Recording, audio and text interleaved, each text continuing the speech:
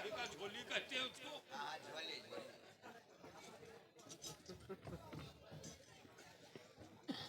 देखो जब कोई अस्त्र शस्त्र नहीं रह जाएगा, हाँ। तुम्हारे सामने वाला तुमसे वीर होगा तो कैसे लड़ोगे? कैसे? देखो ऐसे, हो गया। इसको ऐसे करना है, हाँ। हन के ऐसे फिर फैलाना है, फैला के ऐसे ऐसे चौंक लेना। त्यागी, इससे क्या होता है? इससे बॉडी एकदम तंदुरुस्त रहती है, हिलती जुलती नहीं है। लातों से नहीं खाया जाएगा। अगर सामने वाला कहते रेडी तो बिल्कुल रेडी, ऐसे आ जाओ, एकदम रेडी, आ जाओ।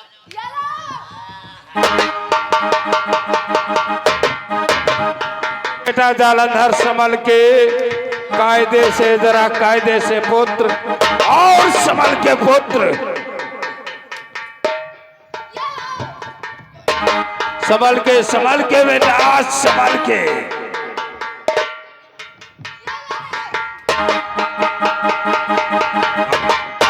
संभल के बेटा, ठहरो बेटा, ठहरो, ठहरो बेटा जालंधर।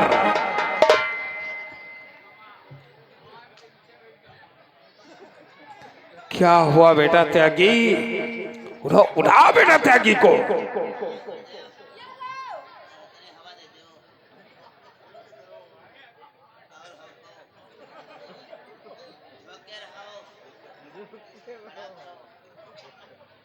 उठाओ बेटा त्यागी को।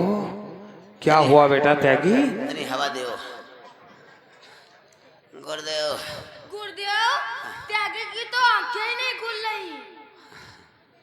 गुरुदेव बहुत गलत जगह पे मार दिया।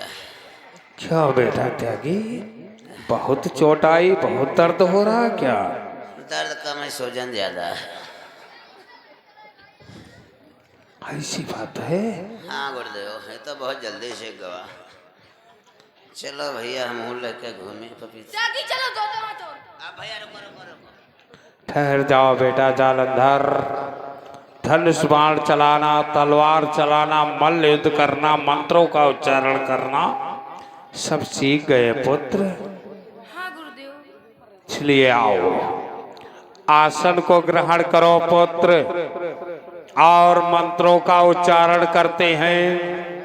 जिन मंत्रों का उच्चारण करने से अपने दैत्य कुल का कल्याण होगा और देवताओं का विनाश होगा पुत्र। अवश्य गुरुदेव। चलो बैठ आओ बेसन पर। आसन पे बोला कर मूर्ख कहीं का।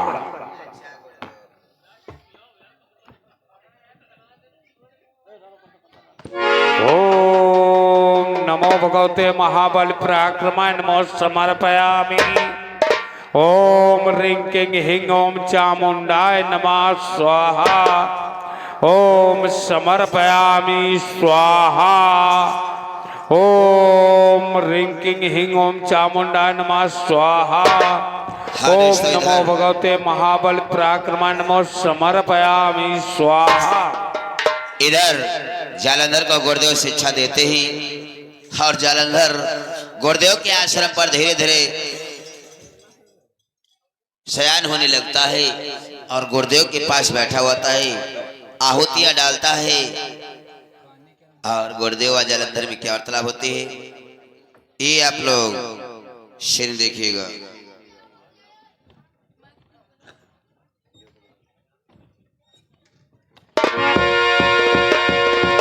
ओम ह्रीं क्लीं ह्रीं ओम चामुंडाय नमः स्वाहा।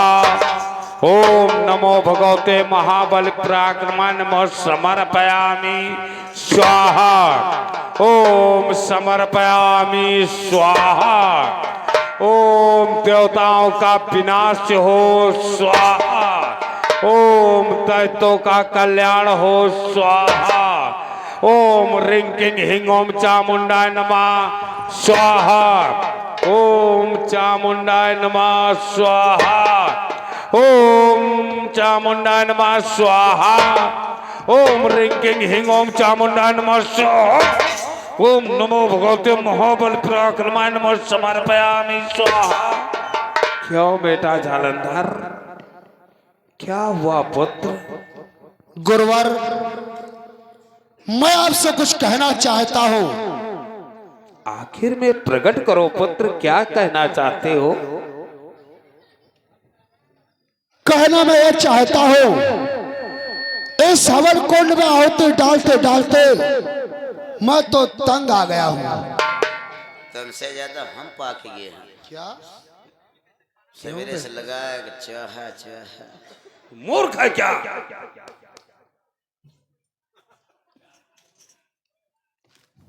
फिर बेटा आखिर में कहने का तात्पर्य पुत्र? गुरुदेव, आपने हमें इतनी शिक्षाएं दी हैं, जैसे कि धनुष चलाना, तलवार चलाना, मल्लयुद्ध जैसी शिक्षाएं दी है गुरुवर। हम उस शिक्षाओं का परीक्षण करना चाहते हैं। क्या कहा पुत्र? जो मैंने तुम्हें शिक्षाएं प्रदान कराई है उन शिक्षाओं का परीक्षण करना चाहते हो पुत्र? हाँ गुरुवर। वाह बेटा, अपना तो इतना बड़ा आश्रम है पुत्र, अपने आश्रम पर टहल घूम करके अपने शिक्षाओं का परीक्षण कर लो पुत्र। आखा इतना बड़ा आश्रम, रोज रोज हम दौड़ो घूमो लौटो चौहा, दौड़ो घूमो लंगड़ी गैया चौहा। गुरुवर, हमारे कहने का मतलब ये है, हम जंगल को जाना चाहते हैं शिकार खेलने के लिए, और किसी हिंसक जानवर पर उन शिक्षाओं का परीक्षण करूंगा। क्या कहा बेटा? वन विहार करना चाहते हो पुत्र? वनों में जाकर के किसी हिंसक जानवर पर अपने अस्त्रों शस्त्रों का परीक्षण करोगे? धन्य हो बेटा, यह तुम्हारी यही हार्दिक इच्छाएं हैं पुत्र, तो जाओ जाओ, मेरा आदेश है, अनुमति है पुत्र। अपने शिक्षाओं का परीक्षण करके शीघ्र ही अपने आश्रम पर वापस आ जाना पुत्र। हमें आशीर्वाद दो। हाँ पुत्र। ओम नमो भगवते महाबल पराक्रमाय नमो समर्पयामि। ओम नमो भगवते महाबल पराक्रमाय नमो समर्पयामि। क्या हुआ बेटा त्यागी? चिटकुआ का लगा दो। अरे नहीं, तुम्हें आशीर्वाद दिया है पुत्र। अपने अस्त्रों शस्त्रों को लेकर के हाँ। शीघ्र प्रस्थान करो पुत्र। और बेटा त्यागी, गुरुदेव। बेटा जालंधर के साथ में तुम्हें भी जाना होगा। अच्छा गुरुदेव। और बेटा जालंधर के सारथी बन करके जाओगे। अच्छा। अगर किसी प्रकार का कोई ना कोई कदम उठाता है गलत, बेटा जालंधर तुम्हें रोकना होगा। अच्छा गुरुदेव। और जिस प्रकार से आश्रम से लिए जा रहे हो, हाँ। उसी प्रकार से बेटा जालंधर को आश्रम पर लेकर आना होगा। आज्ञा का पालन होगा गुरुदेव। तुम्हारा कल्याण हो पुत्र, सफलता प्राप्त हो।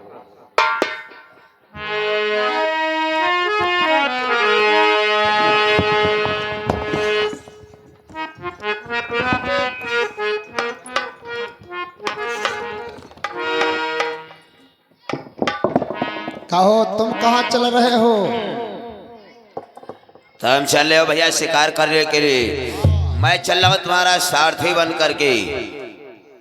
तुम हमारे सारथी बन करके चल रहे हो। हाँ। लेकिन एक बात ध्यान में रखना। कौन सी?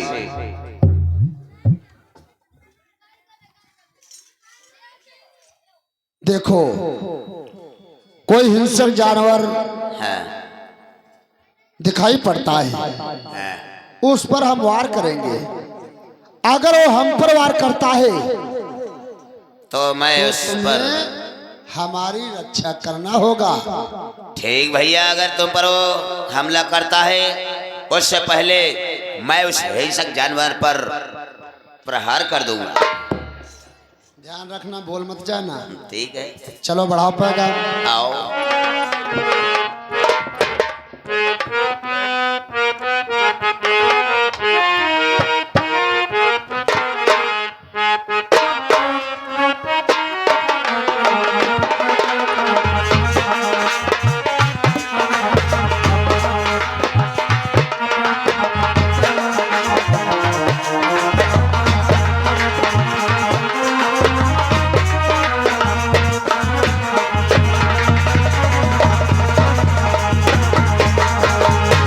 इधर चाल अदर चल देता है गुरुदेव की आज्ञा लेकर के शिकार के लिए। और उधर महाराज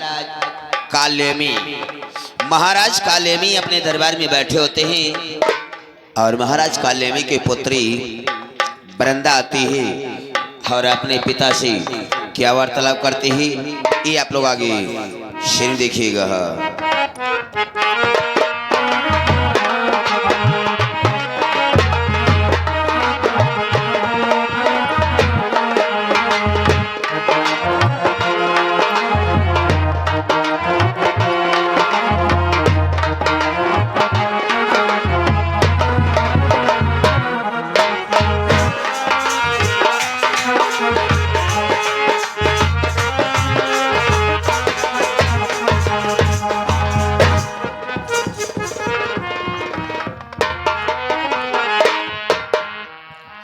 पिताश्री के चरणों में अपनी इकलौती पुत्री वृंदा का प्रणाम स्वीकार।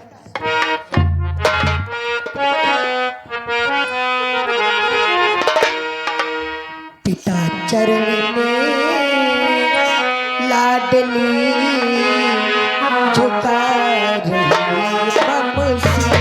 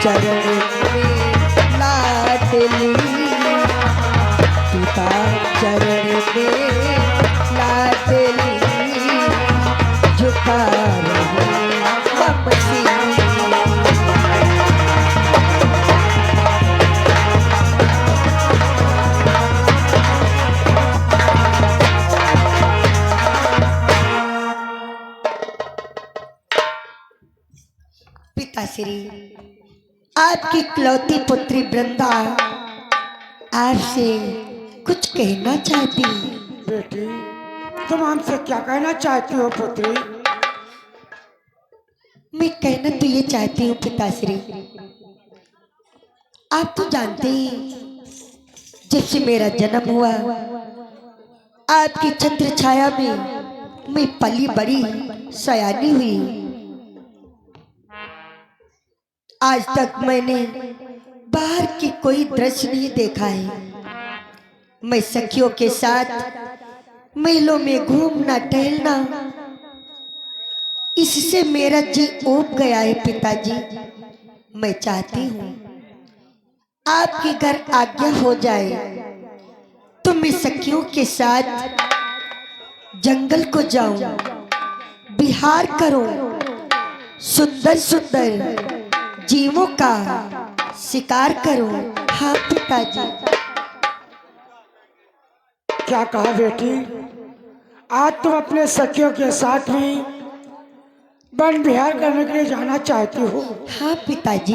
हे बेटी, तुम्हें ज्ञात होना चाहिए, तुम तो हमारी इकलौती पुत्री हो। मैं नहीं चाहता हूँ कि तुम हमारी नजर से दूर हो बेटी। नहीं, हम तुम्हें आदेश नहीं देंगे बेटी। पिताश्री, मैं आपकी समस्या समझती हूँ। आपको बस रात दिन यही चिंता खाए जाती है। काश मेरी जगह आपका कोई पुत्र होता तो कितना अच्छा होता। किंतु पिताश्री, मैं आपकी इकलौती पुत्री हूँ। हमें पुत्री न मानकर हमें अपना पुत्र ही मानिए। इस संसार के मध्य ऐसा कोई कार्य नहीं करूंगी जिससे हमारे पिता को कष्ट हो और पिता का सर शर्म से नीचा हो। पिताश्री, आप मुझे आज्ञा दोगे ना? बेटी, यह तुम्हारी ऐसी इच्छा है, तुम अपने सखियों के साथ में वन विहार करने के लिए जाना चाहती हो, तो ठीक है, हम तुम्हें आदेश दे सकते हैं। लेकिन सूर्य अस्त हो जाने के पश्चात तत्काल महलों में वापस आ जाना पुत्री। कदाचित चिंता न करो पिताश्री, सूर्य अस्त होने के पहले ही आपकी इकलौती पुत्री वृंदा आपकी नजरों के सामने होगी। पिताजी, अब मैं जंगल के ओर सखियों को लेकर विहार करने के लिए प्रस्थान करूं? आदेश से जा सकती हो। जो आज्ञा पिताजी, मेरा प्रणाम। सदैव प्रसन्न हो बेटी।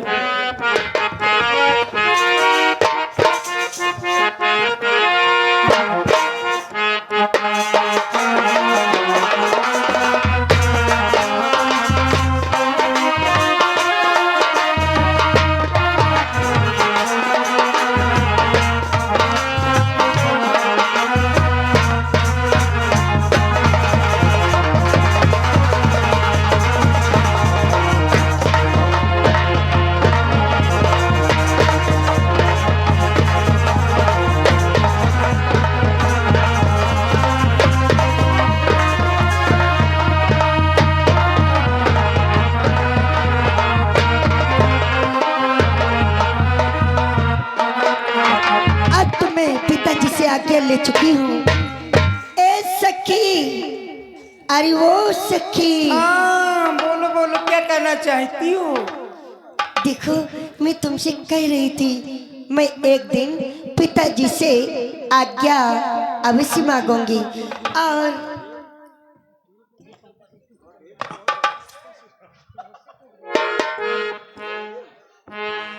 तुम्हें तो ज्ञात होना चाहिए, मैं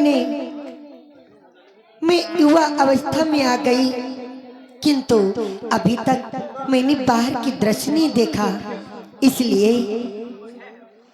आज जो समय आ गया है, मेरे पिताजी ने मुझे आदेश दे दिया है। दे दिया तुम्हारे पिता से? हाँ, और जानती हो तुम्हें मैं किस लिए लेकर के चल रही हूँ? किसने लेकर के चल रही हो? क्योंकि तुम मेरे रथ की सारथी बन करके चलोगी।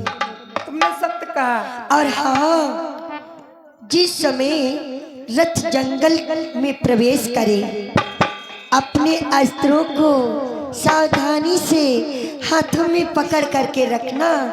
हाँ। देखी हो राजकुमारी, मैं अपना पूरा पावर साथ में लेकर के चल रही हूँ। ऐसी बात है, तो फिर देर किस बात की? आओ आगे रथ को बढ़ाते हैं। ठहरो। ए सखी, बोलो राज। ये क्या तुम तो घोड़ों को इतनी जोर से दौड़ा दिया। आओ नहीं। बढ़ती चली आओ। थोड़ा आहिस्ता ऐसा। चलो। तेज घोड़ा इतना चलाओ बना